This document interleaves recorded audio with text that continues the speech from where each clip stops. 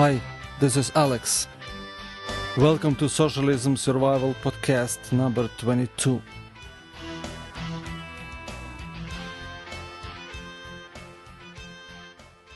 Today is Monday, February 22nd, year 2010. And this week, on February 23rd, people of Russia and some other former Soviet republics celebrate the Defender of Motherland Day, formerly known as the Soviet Army Day. Soviet Army had both glory and shame, and I have my personal story of surviving it. But before I share it with you, I'd like to invite you to visit my website, socialismsurvival.com. You'll find there all podcasts, blogs, forum, contacts, and different community organizing places. I'll appreciate your comments or questions. I am also looking for testimonies of socialism survival in other countries. If you are the one, please contact me and we may have an online interview with you recorded for the future show. If you are wondering how you can help this show, I would say spread the word. If you have a website or blog, please link to this show or mention it. The message is urgent, especially because all of it is not really about me or my podcasts, but about saving this great country and its freedoms. Yes, I share my personal stories, but I do it to give you a deep sense of all tragedy socialism brings to the society that embraces it. I do not want the sad pages of Soviet history that I survived to be repeated in the lives of our children and grandchildren. I am very serious about it because my children are American natural-born citizens, and I am fighting for them.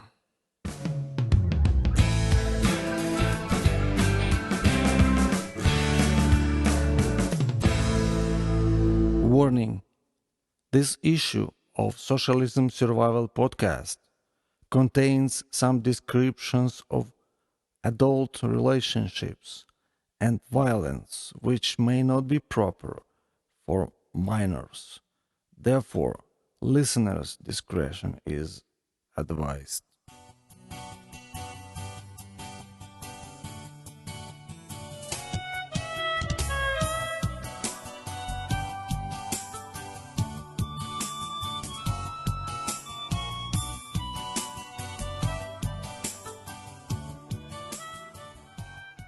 Let's talk now about Soviet Army. I already mentioned it in some of my previous podcasts. Here is a quote from podcast number 13. Military service was mandatory for every Soviet man who reached his 18th birthday. Therefore, every boy was seen as potential motherland defender, except those disabled or seriously ill. Every school had military preparedness class, where besides disassembling and assembling AK-47 and putting on gas mask, we were indoctrinated into our future roles as defenders of socialist motherland. And February 23rd holiday served that purpose. Before end of World War II, it was Red Army Day. In spite of its military origins, many former Soviet citizens still celebrate this day simply as Men's Day. Among all former Soviet republics, I know for sure that Russia renamed it into Defender of Fatherland Day, while keeping the same date. Ukraine has such holiday on January 29th. End of quote. Military service terms in USSR were 2 years for Army and 3 years for Navy. In spite of many changes like Soviet Union's collapse and restoration of 15 independent states with their own militaries, many problems that existed in Soviet army are still alive and well today. Remember America. I warned you now. Once you allow socialists in power to impose their changes and have it cemented, it will be very hard to get rid of it. As an example, you have Social Security here in America. The most brutal, violent, inhuman thing that existed in Soviet army and still haunts former Soviet republics today was and is Dedovshchina. What is this? The closest word in English is hazing. Although it is hard to find analogy to such senseless behavior, many good boys are maimed physically, mentally, and emotionally.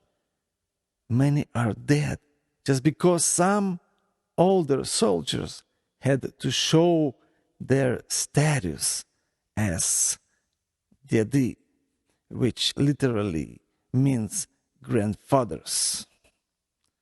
There are many YouTube videos showing what is going on in Russian army. You can watch and see this as continued tradition from Soviet army.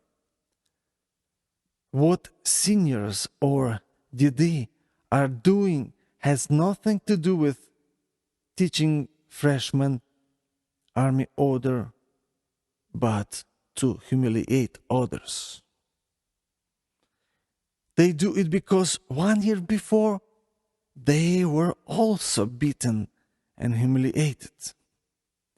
Humiliation part included also performing some services for senior soldiers, like washing their clothes, socks, polishing boots, cleaning floor with toothbrush, forced dancing or exercise in the middle of the night, etc. Such practice was in Soviet army since it was called Red Army, but significantly increased and became extremely brutal after 1967, when service term was reduced from 3 to 2 years. And to maintain high number of soldiers, former Soviet criminals were allowed to serve in army after finishing their prison term. They brought their Soviet prison violence with them. Most of these criminals were allowed only in construction battalion. And that's where I was sent also.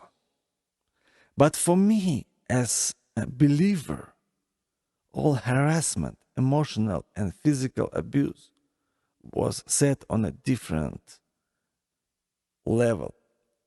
While for all other soldiers, it was exactly just as I described earlier.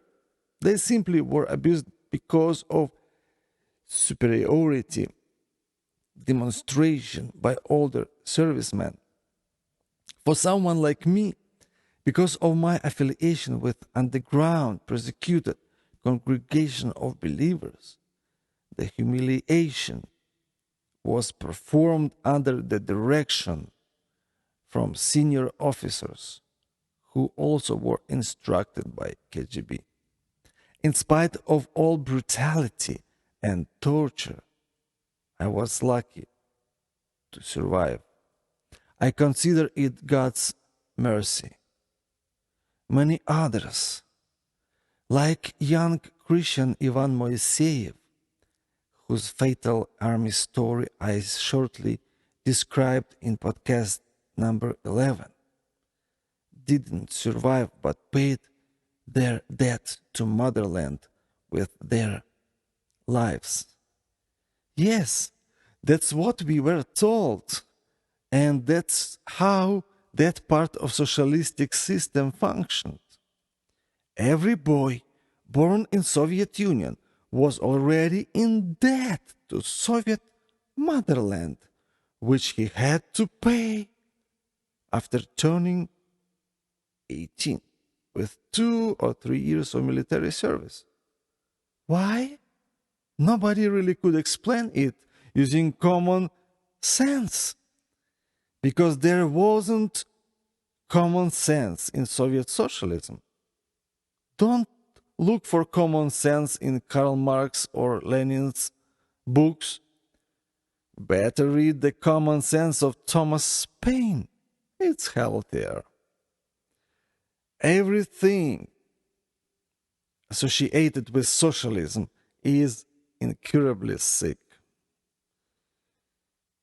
Did we have that because Soviet motherland gave us free health care, free education? It wasn't free. We were overtaxed by Soviet government who spent our money to buy that freebies. Well, here is the common sense. We paid for the promise of our future utopian paradise called communism. It reminds me old gypsy story. Old gypsy spanks little gypsy boy's naked butt with a leather belt. Boy cries loudly. Passerby asks old gypsy, "What's wrong? What he did that you spank him?" "Nothing yet," old gypsy replied. "But I'm sending him to the well to bring a bucket of water. And of course he will spill while carrying it back. That's what I spank him for." Okay, back to my story. Long before being forced in Soviet army, our family got involved in emigration movement. On the grounds that Soviet regime didn't allow us to worship our God freely, we applied to immigrate to any non-communist country that was willing to accept us. For years I dreamed of a new land to call it home, where other people around me would respect my faith, and I would use my talents and skills for prosperity of that land. But I didn't have any desire to serve that evil, murderous, socialistic regime that emptied people's souls with atheism, and like their father Satan, continued to steal, kill, and destroy. By the time when I was called to army service, some of my Christian friends served prison terms for involvement in immigration movement. How could I want to serve their butcher, their persecutor? How could I serve the regime that had sent my father and grandfather to Gulag camps for years? How could I want to serve the regime that killed my mom and unborn sister? Do you understand the state of my heart and mind before I ended up in Soviet army? Additionally, I had some health problems that normally would excuse anyone from military. anyone but not me. I wasn't normal in the eyes of military commission, who thought army could do something to separate me from my religion and break my will of being involved in immigration. Along with others drafted in, I was transported to Severomorsk in Kolsky Peninsula, which is above the northern polar circle. From there, I was transferred to nearby Murmansk city. You probably remember those places. If you remember the tragedy of Russian nuclear submarine, it happened in that area.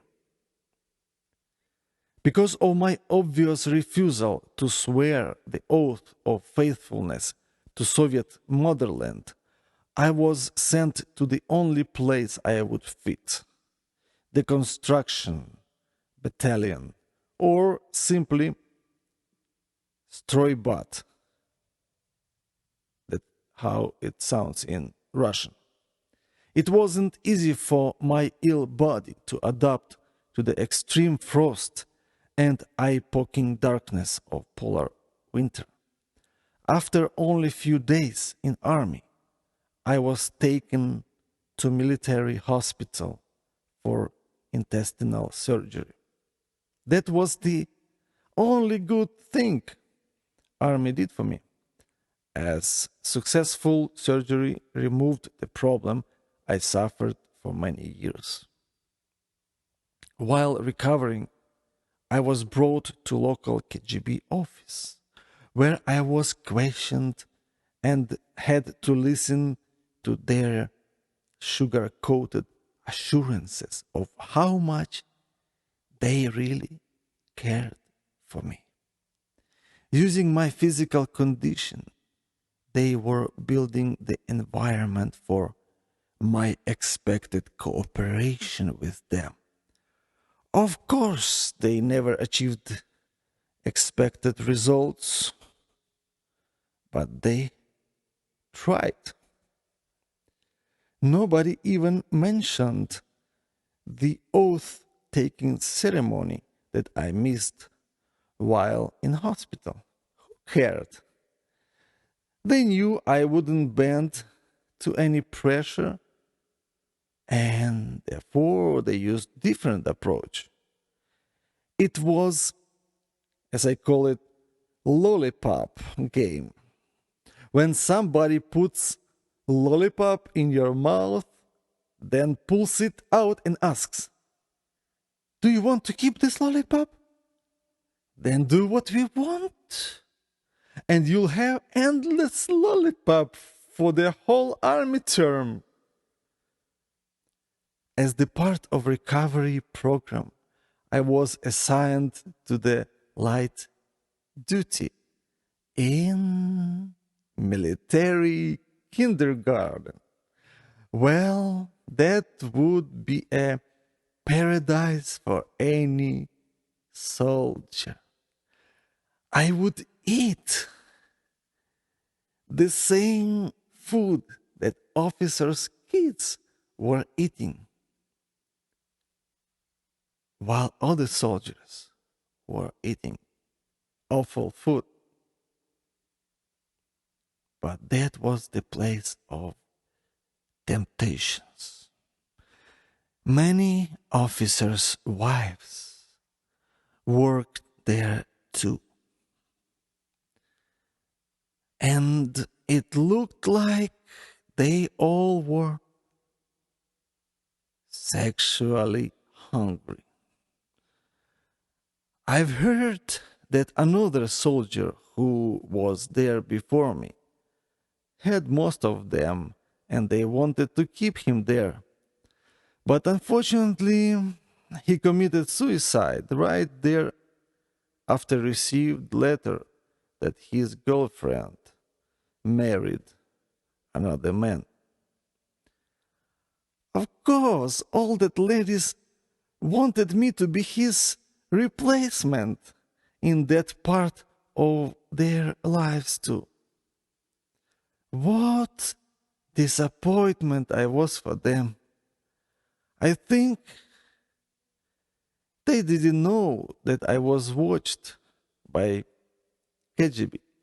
Actually, another officer's wife who lived right in front of kindergarten tried to find keys, whether to my heart or something below that.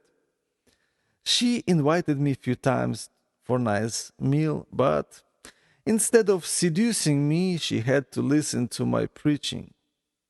And after she prayed with me, she admitted that KGB wanted her to seduce me so that they could catch me doing sin and my faith would be discredited.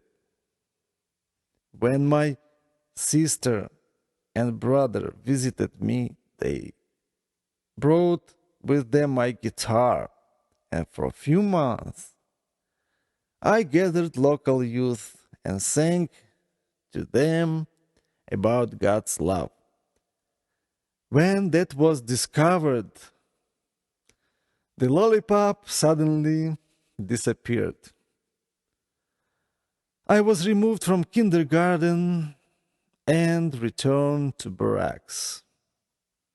Senior commanders would call me to headquarters where they threatened me with making my life unbearable if I refuse to cooperate with KGB. Older soldiers were instructed to bully me, not just because I was younger in service term, but for my faith in God. KGB and commanders most likely knew that I had connection to local believers, so they didn't want for me to be tortured and seriously injured under their watch. Therefore, they decided to send me out to the remote location where huge hangars were built for Soviet nukes. Before I left for that place, chief commander of our military unit angrily told me one-on-one, "Alex, I promise you won't return from there alive." At the remote location called High Settlement, in addition to hard construction work, hazing, bullying were out of control.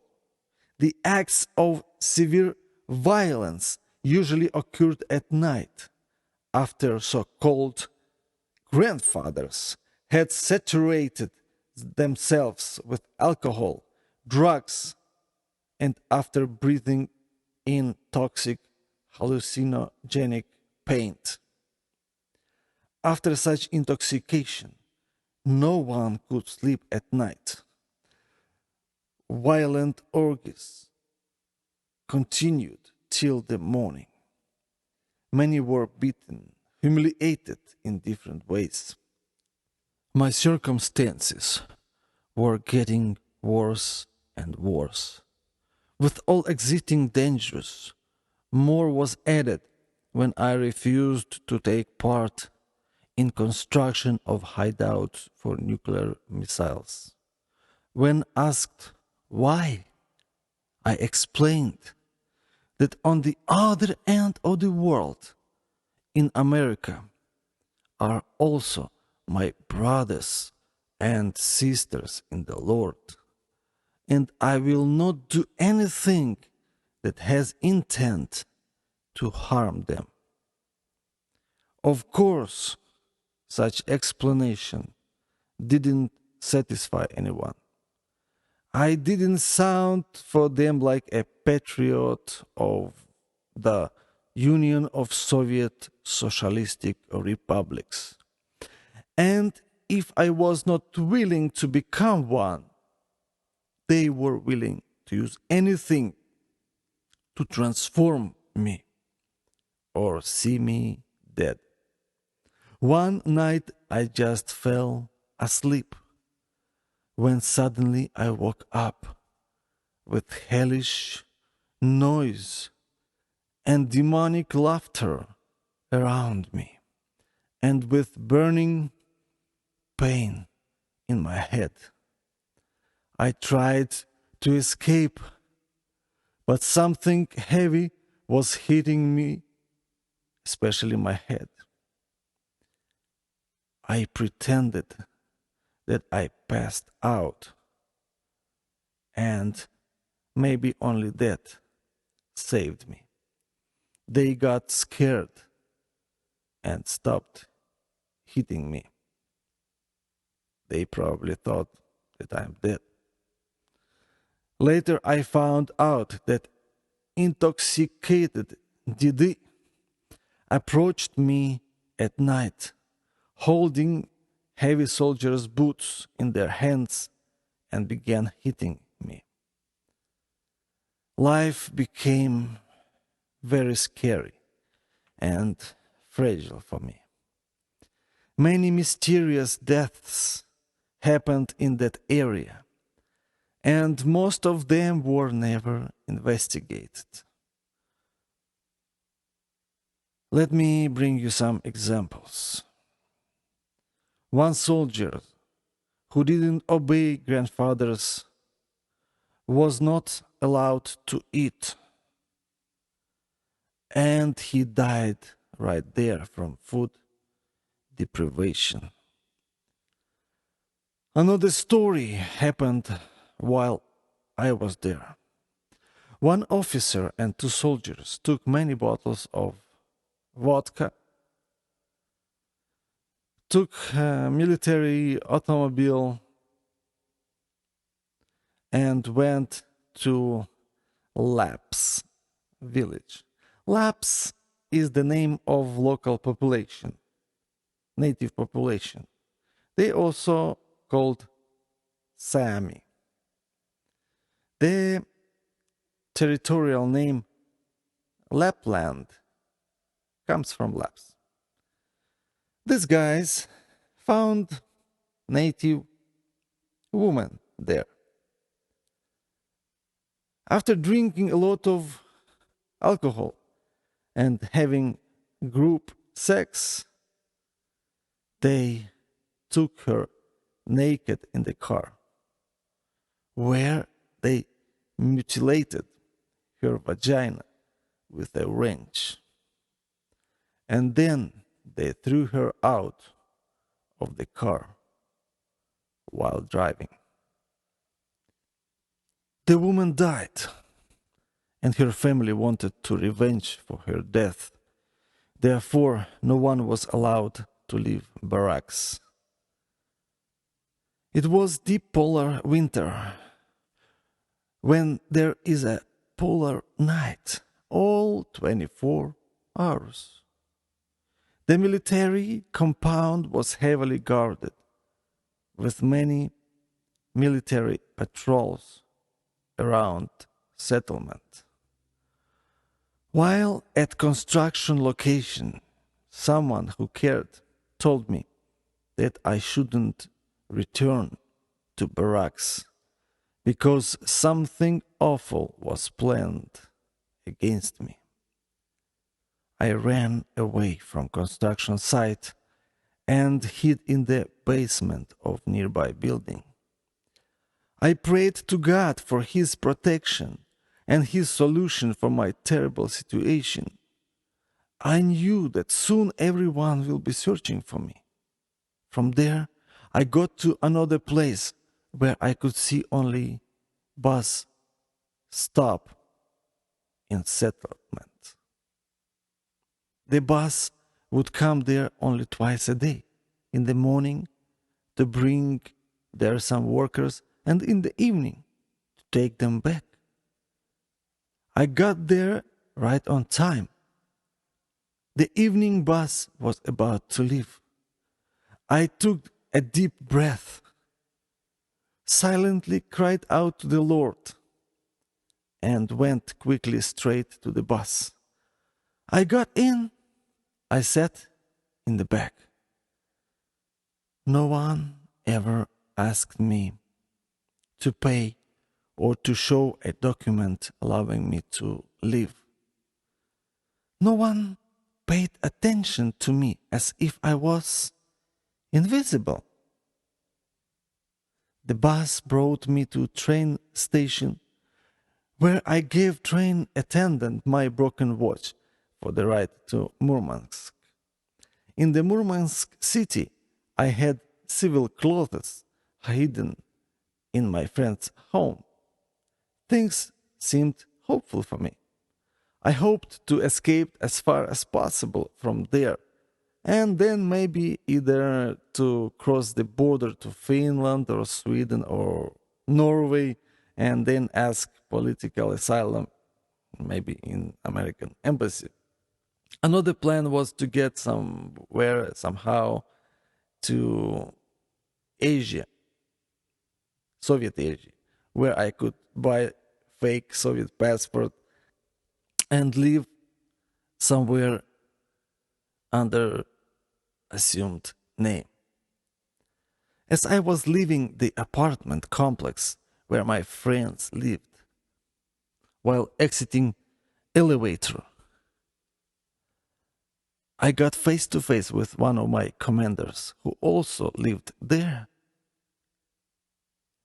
and who also came from same high settlement to spend New Year with his family. He recognized me, and having another man with him, they apprehended me and brought me to headquarters. All commanders were shocked to see me fully dressed like civilian and mad too. They ordered me to change back to military clothes. While changing, I managed to hide some cash I had in my underwear. After unloading on me their rage, they took me for a night to military jail, where I've spent following night sleeping on a very cold cement floor alongside with very drunk naval officer. Next day I was brought to the headquarters again. It was relatively small, one-story building.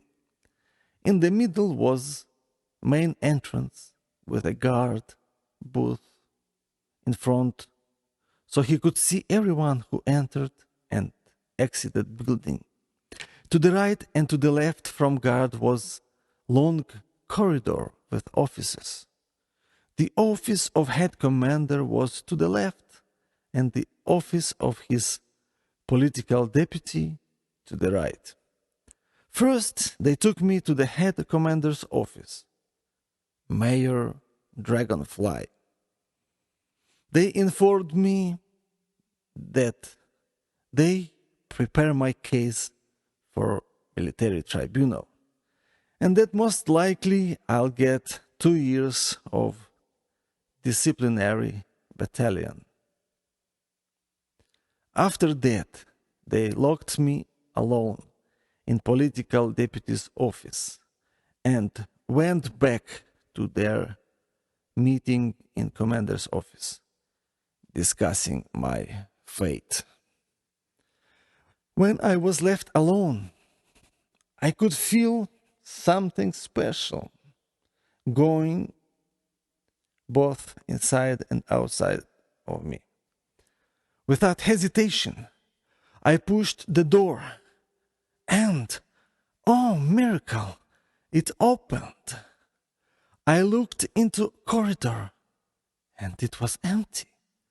I slowly walked towards guard's booth.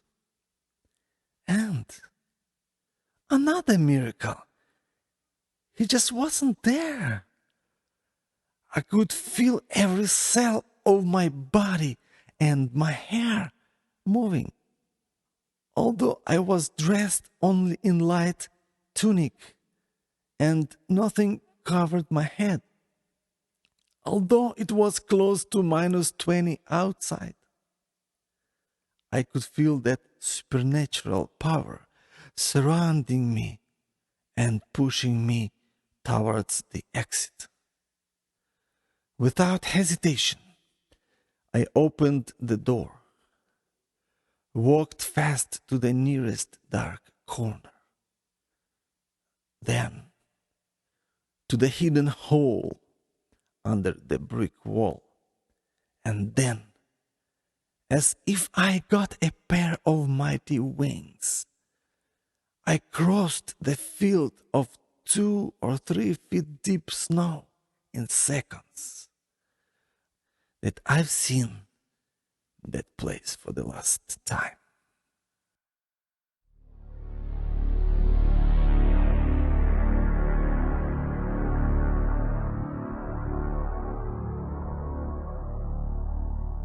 It was just the beginning of my journey towards freedom. What happened after? Keep listening to the future podcasts, and you'll find the answer. Still, my way was through many obstacles and thorns. Still, I had to finish my run through the valley of the shadow of death. Here in America, I thought I could relax and rest in the shadow of liberty. But now, when I can feel liberty, freedom departing from us, I know it's the time to rise up and become freedom chasers.